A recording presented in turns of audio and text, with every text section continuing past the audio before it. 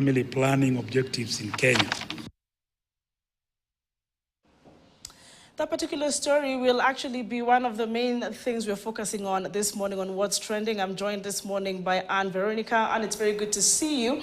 And we're very curious, and so is the viewer, to understand what exactly is trending in the country this morning. We could start with the contraceptives. Of course, the story we've just played this morning, including the fact that it's self-injected, and also the irony of certain countries now feeling the aftermath of a population, kind of orientation, having to even bring in people at a certain amount. What are Kenyans saying this far, as far as this new contraceptive development is concerned? Good morning, Veronica. Good morning, Anki. How are you? Very well. Good to see you.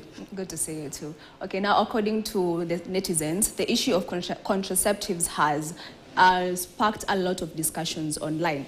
And mainly because some people are against it while others are for it. And when I look at these are not actual statistics, but when I look at comments, most of the people who are against it are men. Well, in as much as people know about contraceptives, women know about contraceptives, they use it, and now we have been given a bigger batch, 450,000, right?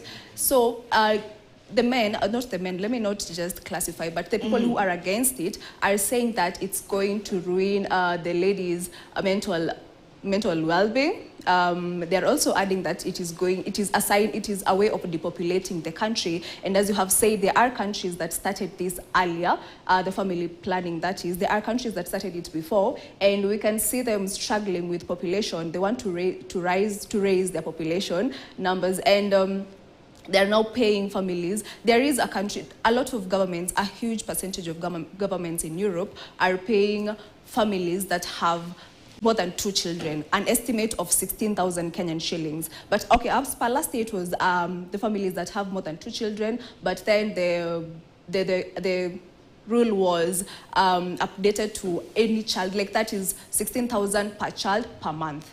All right. Yeah, so now netizens are saying that it is a way of depopulating the country, but I think there should be awareness that should be created properly, and as you have said that it is self-injectable, so this awareness should be created with full effect, and more people should be taught about family planning and the use of contraceptives, because many people think it's a way of affecting women, but yes, some will affect, but others will not affect. It depends on how your body is. So I think the awareness should be created, and according to many netizens, yeah, it should be created.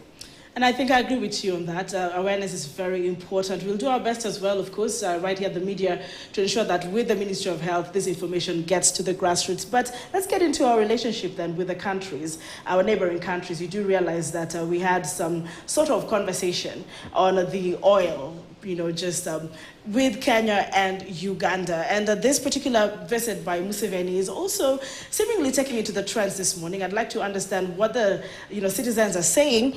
But what we know that is the agreement signed allows the two nations to work together on an oil pipeline project from Eldoret to Uganda. Besides the standard gauge way extension, what is happening in regard to this, Veronica?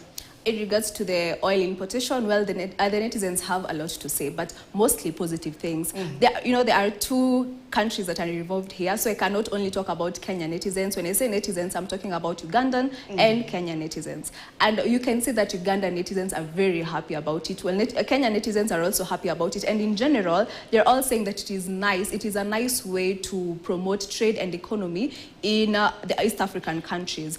Well, before this agreement was signed, Uganda and Kenya never used to agree on oil importation through Kenya or from Kenya, because they had issues. Kenya had issues of how this importation will affect their petroleum product prices. But now, with this signing, that will allow the 2 countries to grow in terms of trade and economy. Well, netizens are kind of elated by that agreement, and let's see how it goes, and I hope it works out well for everyone, the 2 countries. Speaking of economy, I'm sure, of course, we'll be looking at the feedback. Keep sending in your feedback on the same as they are the citizens we are speaking to this morning. Veronica, internet right now, it's pretty much everything. We're going digital, we need internet, but starting Sunday, there was a bit of a shake-up in as far as internet is concerned. We had from the Communications Authority on the same, but so far in regards to the internet restoration services, what is happening online, what are the updates we have,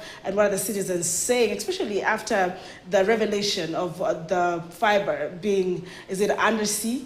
Yes. Veronica. I actually thought people didn't know that like 98% of internet cables are found under sea. Internet doesn't roam around here. I hope people just kindly, if you're there and you didn't know where internet comes from, use the internet to find out where it comes from. But anyway, I don't know if people actually notice that's slow speed internet.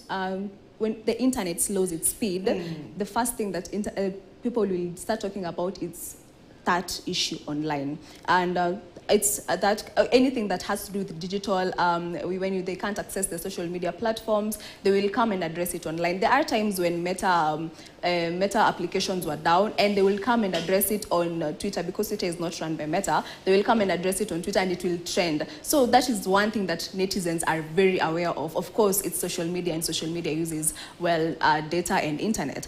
And since Sunday, there has been an issue with internet, and well, netizens noticed about it. But now, the issue that is really coming up right now is because this issue affected many East African countries like Uganda, Rwanda, Tanzania, and Kenya. But Tanzania solved their issue 2 days ago. And now, as of yesterday, is when Safaricom, the telecommunication in charge of a very huge percentage of internet delivery in this country, they gave an update saying that they have resolved the issue. The issue that was caused by the cut undersea cables. Now netizens are asking, why did the Tanzanians why were they so quick to recovering the internet as compared to Safaricom? That is our country. And they say, well, there are a lot of comparisons that go on between Tanzanians and Kenya. I don't really understand why, because even when the Tanzania launched their SGR, the first thing that netizens did was compare their SGR to our SGR. Well, and actually, there are a bit of them, many of them are happy because we can see President Suluhu doing a lot for that country, and that country is developing at a very high rate. That country is developing at a very high rate. And I will, of course, hope to see you again on Friday next week to find out if there's anything, positive besides comparison of these two countries that citizens are doing online, Kenyans watching this morning. But something is happening in the African tour. We will look at that on our social media platforms later on. Veronica, thank you so much for creating time to be here on What's Trending. You're welcome. Looking forward to more. Yeah. Have a lovely week. Friday. You too. All right, now we want to cross over to our sister